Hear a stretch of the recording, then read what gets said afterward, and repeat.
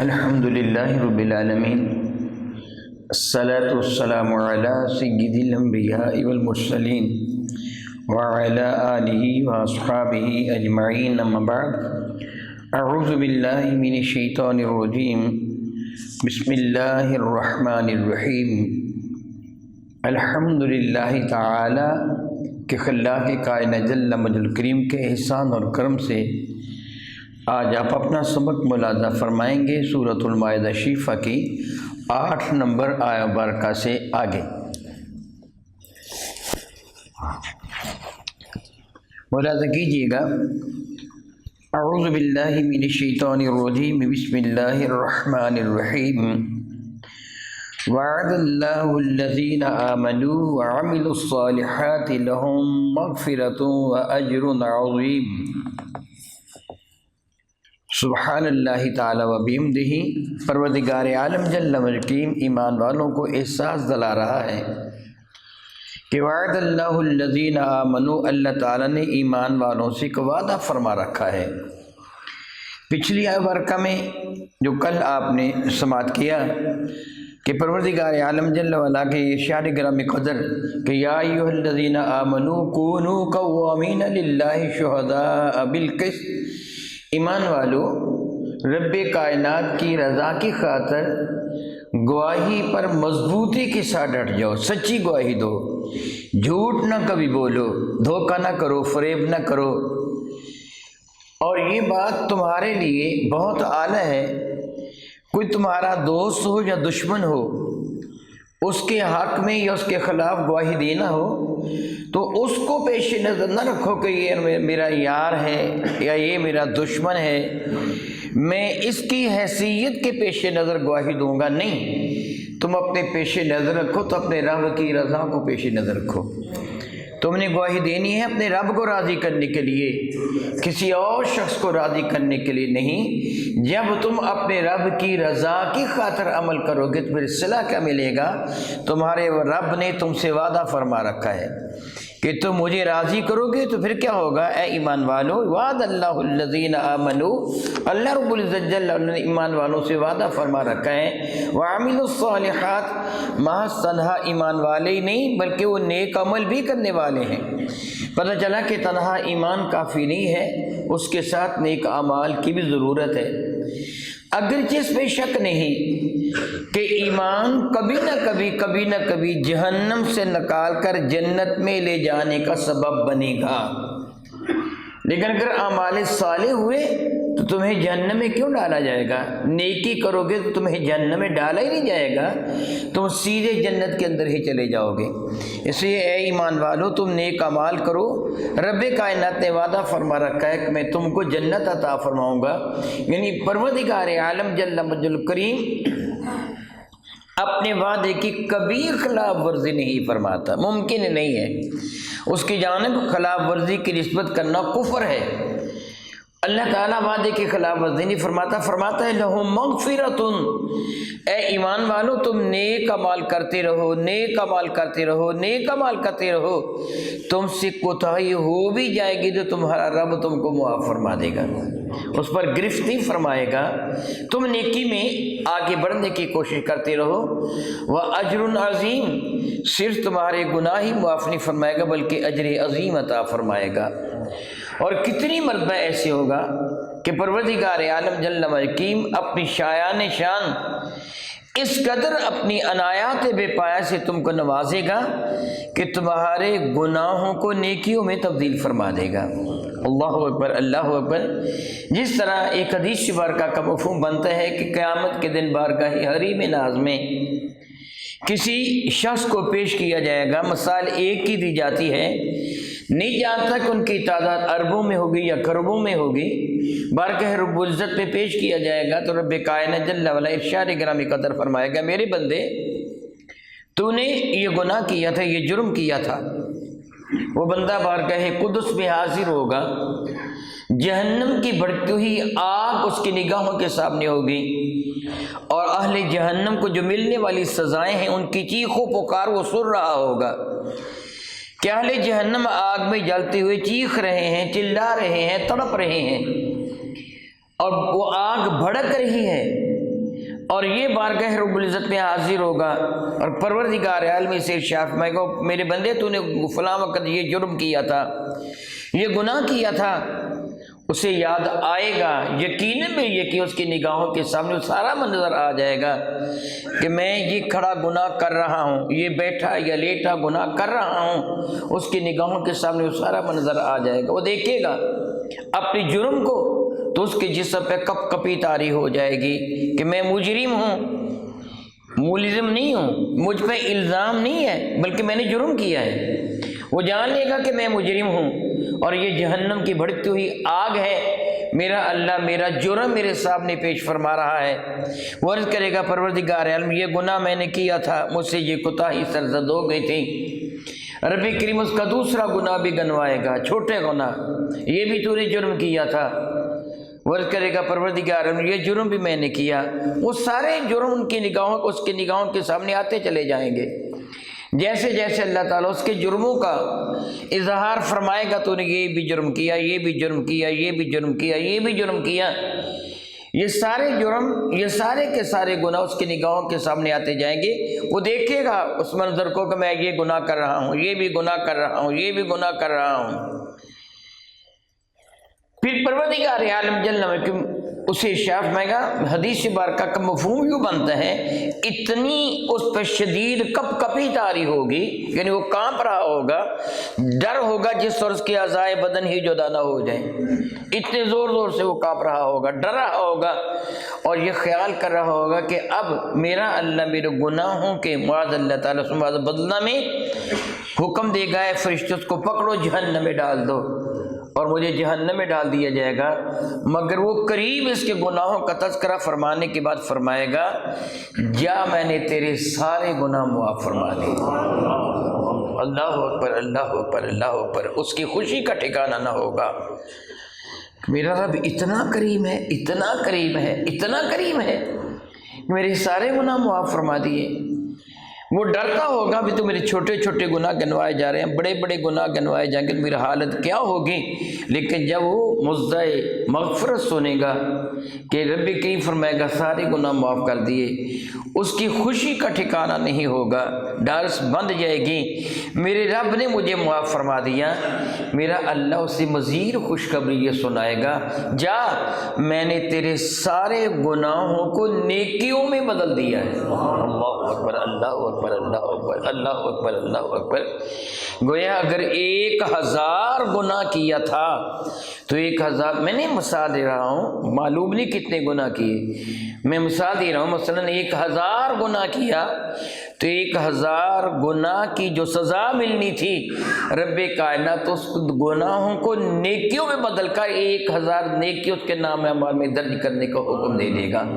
گویا اس کے درجات کتنے بڑھ جائیں گے۔ میرا اللہ کتنا کریم ہے، کتنا کریم ہے، کتنا کریم ہے میرے کریم آقا کی امت کے لیے کہ یہ گناہ تھے مگر وہ نیکیاں بن گئی، درجات بلند ہونے کا سبب بن گیا۔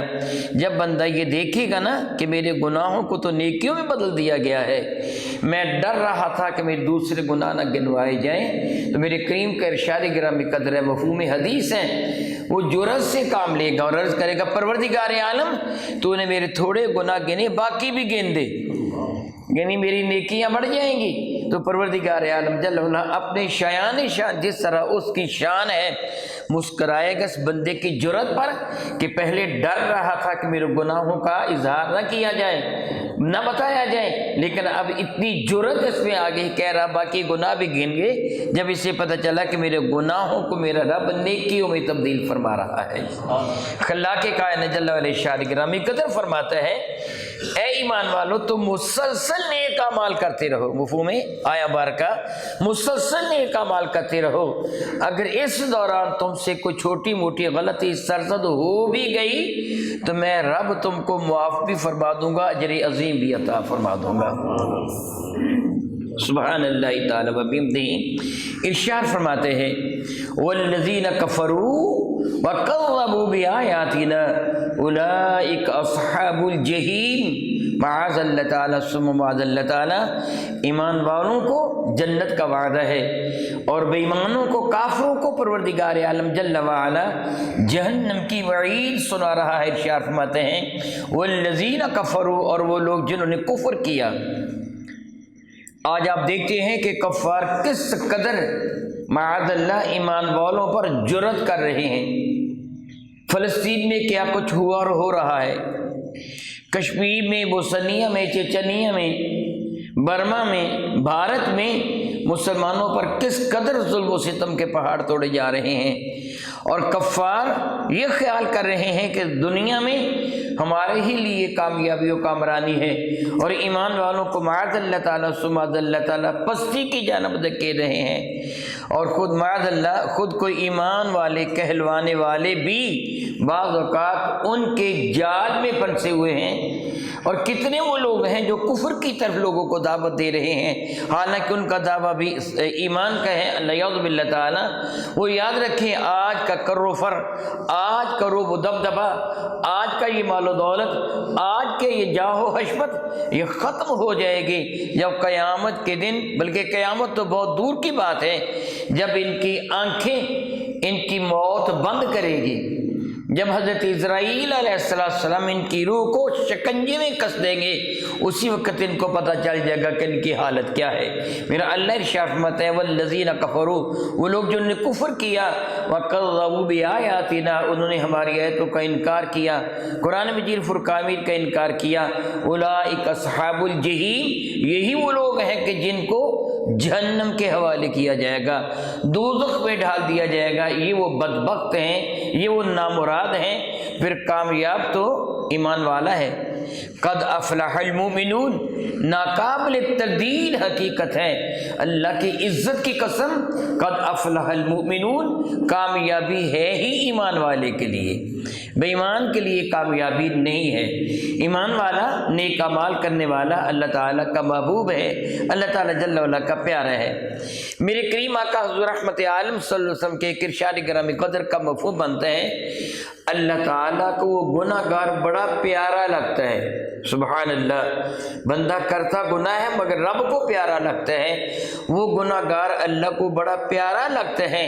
اگر شامت اعمال کی وجہ سے، اس کی کوتاہی کی وجہ سے، ابلیس لعین کی خباثت کی وجہ سے اس سے کوئی گناہ سرزد ہو جاتا ہے نا، یعنی غلطی کر بیٹھتا ہے، فوراً اسی وقت اس پہ ایک کیفیت طاری ہو جاتی ہے، وہ ڈر جاتا ہے میں نے یہ گناہ کیا، میرا پروردگار میری گرفت نہ فرما لے، اسی وقت وہ اپنے رب سے توبہ کر لیتا ہے، مولا تعالیٰ تو مجھے معاف فرما دے، میں آئندہ گناہ نہیں کروں گا۔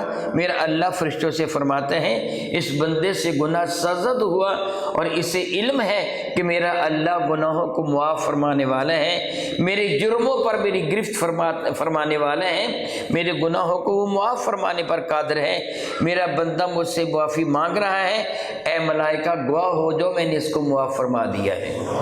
یعنی وہ گناہ گار بڑا پیارا لگتا ہے کہ جس سے خدا نخواستہ اللہ تعالیٰ معاف فرمائے، گناہ سرزد ہو جائے نا، بہت جلد وہ معافی مانگ لیتے ہیں۔ کافروں کی طرح وہ اڑیل مزاج نہیں ہے، گناہ پر مصر نہیں ہے، اصرار کرنے والا ضدی نہیں ہے۔ معاذ اللہ، معاذ اللہ، میں اللہ سے معافی مانگتا ہوں، مجھے اللہ تعالیٰ معاف فرمائے، میں کسی ایمان والے پر الزام لگانے کی جرأت نہیں کرتا۔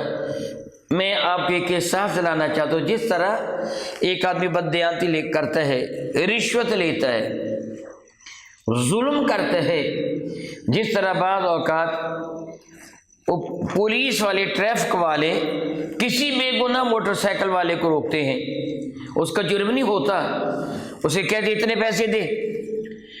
اسی طرح دوسرا چوری کرنے والا، بددیانتی کرنے والا، کم تولنے والا، کم ماپنے والا، وہ بددیانتی کرتا ہے، وہ چوری کرتے ہیں، اور جب اسے احساس دلایا جاتا وہ کہتا ہے ساری دنیا کرتی ہے، میں کو تنہا کرتا ہوں، یہ کہہ دیتے ہیں نا یہ جملہ عام طور پر ہے کہ سارے کرتے ہیں، تم نے کم تولا، یہ کیوں کیا، یہ سارے کرتے ہیں، میں کو تنہا کرتا ہوں۔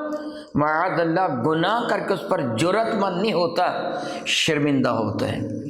जो गुनाह पे जुर्रतमंद होते हैं ना, अल्लाह ताला उससे नाराज़ हो जाता है। जुर्म भी किया और अकड़ भी रहा है, लेकिन जिससे जुर्म हो जाए वो तौबा करे, उसका रब उससे राज़ी हो जाता है। जुर्म करके उस जुर्म पे अकड़ना, फिर क्या हुआ मैंने कर लिया, सारा ज़माना करता है, तन्हा मैंने किया। रमज़ान मुबारक का महीना है, बरसरे बाजार, वो खाता पीते हैं, वो सिगरेटें पीते हैं, उससे मना किया जाता है, यार तो क्या करता है, रमज़ान मुबारक है तो इसकी ताज़ीम व तौक़ीर नहीं करता है, क्यों मैं को तन्हा कर रहा हूँ, सारे लोग कर रहे हैं, फिर मैंने कर लिया तो क्या हुआ। जुर्म भी किया, कुछ हया कर, और फिर उस पर ज़िद भी कर रहा है। अल्लाह ताला को ऐसा गुनाहगार पसंद नहीं है। कौन सा गुनाहगार पसंद है? जिससे अगर जुर्म हो गया तो अपने रब से माफ़ी मांगता है। परवरदिगार आलम जल्ल वाला इरशाद गिरामी कदर फरमाते हैं, या अय्युहल्लज़ीना आमनू, ए ईमान वालो, उज़कुरू निअमतल्लाहि, याद करो अल्लाह ताला की उस नेमत को, अलैकुम, जो अल्लाह ताला ने तुम्हें अर्ज़ानी फरमाई, जो नेमत तुम पे नाज़िल फरमाई। इज़ हम्मा कौमुन, जब एक कौम ने इरादा किया था, हम्मा हिम्मत करना, इरादा करना, कोशिश करना। इज़ हम्मा कौमुन, जब एक कौम ने इरादा किया था, यबसुतू इलैकुम, तुम्हारी जानब हाथ बढ़ाएं, दस्तदराजी करें, तुम पर जुल्म करें, तुम पर ज़्यादती करें। एक कौम ने ये इरादा किया था। रब्बी करीम इरशाद करम के अंदर फरमाता है, फ़कफ़्फ़ा ऐदिहुम, तो रब्बी करीम फरमाता है मैंने उनके हाथों को रोक लिया, अनकुम, तुमसे। करीम आका ताजर बोजम शफ़ी मज़म रहमत आलम सैयदना सिद्दीक़ अकबर, सैयदना फ़ारूक़ आज़म, सैयदना उस्मान गनी, सैयदना अली मुर्तज़ा, सैयदना अब्दुर्रहमान बिन औफ रज़ियल्लाहु ताला अन्हुम को साथ लेकर यहूदियों की जानब तशरीफ़ ले गए। एक दईत का यानी खूब बहा का मामला था, उस मौजू पे गुफ्तगू करना थी।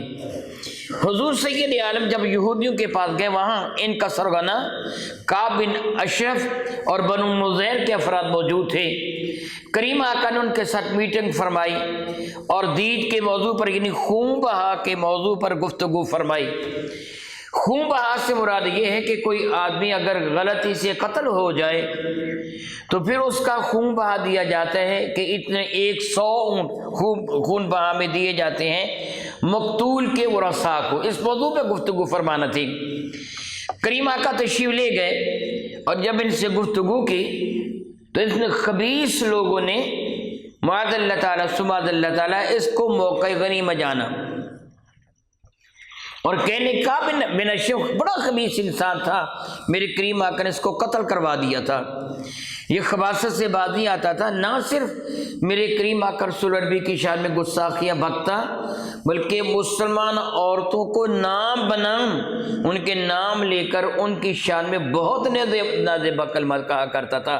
गोया मुसलमानों की गैरत को बरंगेख्ता उबारा करता था, बनगेख्ता किया करता था।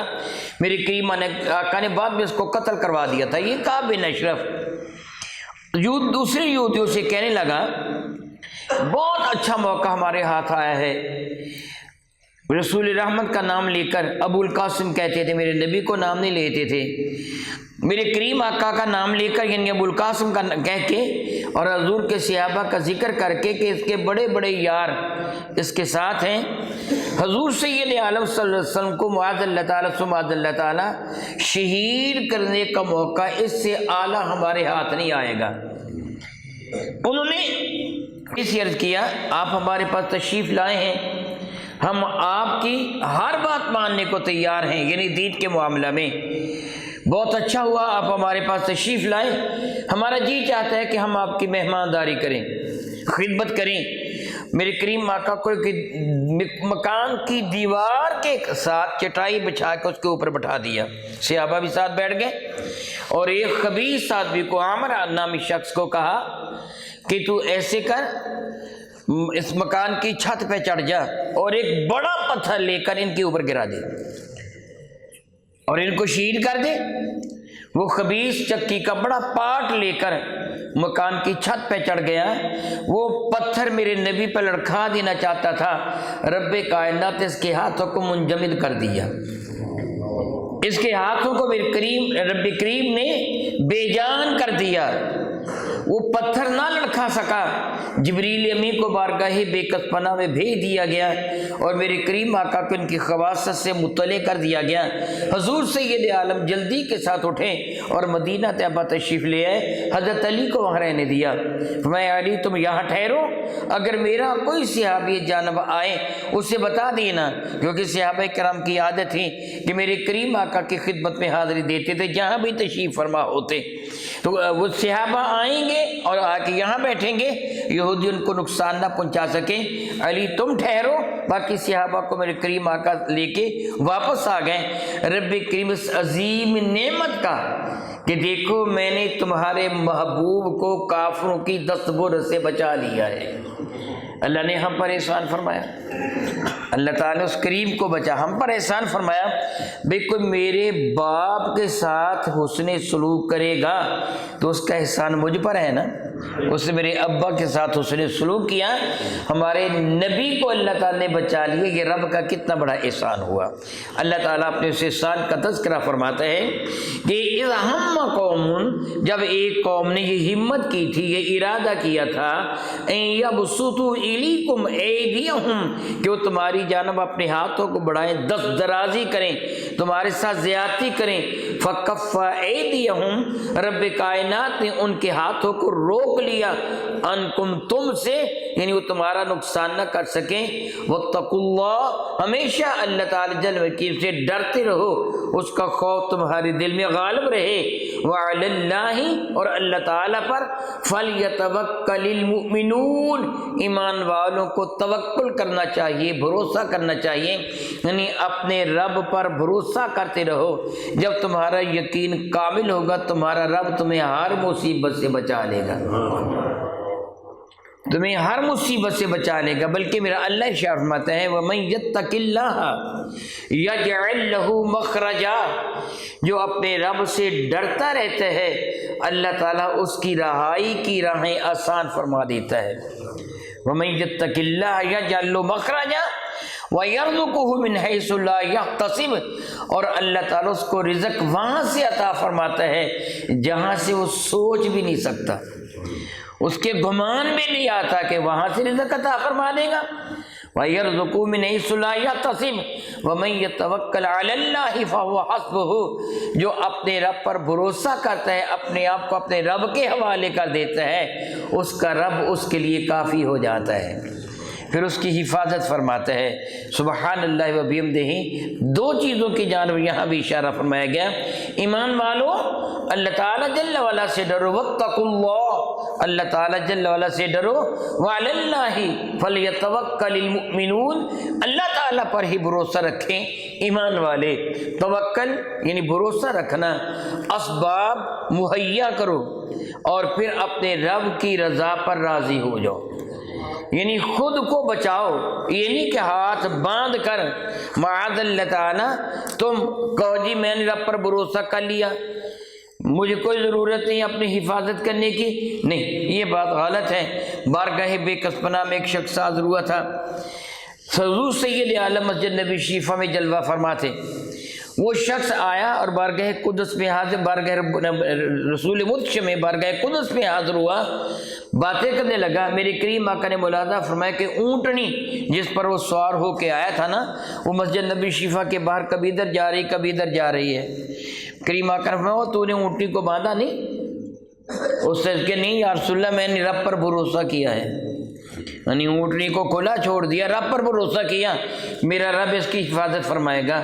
کریم آقا ناراض ہوئے، فرمایا جا پہلے اس کا گھٹنا باندھ پھر اپنے رب پر بھروسہ کر، یعنی تو عمل کا، بھلائی کا، اپنی جان کی حفاظت کا اور اپنے رب پر بھروسہ کر، پھر کیا ہوگا، تیرا رب تیری حمایت فرمائے گا۔ اور کما قال اللہ تبارک و تعالی واللہ تعالی اعلم باسرار کتابہ۔